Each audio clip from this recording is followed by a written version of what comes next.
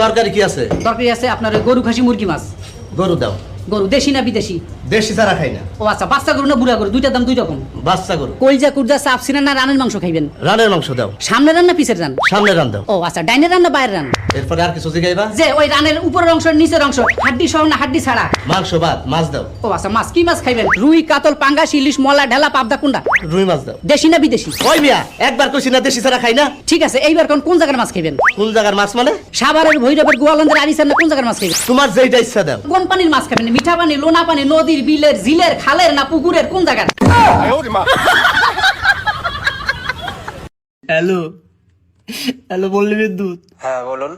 Sir please sir, 5 মিনিটের জন্য sir লাইনটা বন্ধ করেন স্যার। হ্যাঁ পাগল নাকি? স্যার প্লিজ স্যার, প্রথমবারের মতো স্যার আমি গার্লফ্রেন্ডের সাথে দেখা করে বেড়াইছি স্যার। আচ্ছা তো আমি কি করব? স্যার আমার গার্লফ্রেন্ড ফোন দিয়ে আমার কইলে যে ওর বাড়িতে একটা লোকও নাই। স্যার আমি যেই গার্লফ্রেন্ডের বাড়িতে আইছি স্যার, অমনি ওর বাপ ঢুকেছে বাড়িতে স্যার। আমি এখন কাঠের নিচে পলা রয়েছি স্যার। স্যার একটু আধার ওদের ভাবলে পারতাম, আমি তাই স্যার পলাইতে পারি স্যার। আমি জুতিলে হাতে রেডি, আপনি খালি বন্ধ করবেন, আমি ছেড়ে দেবো স্যার।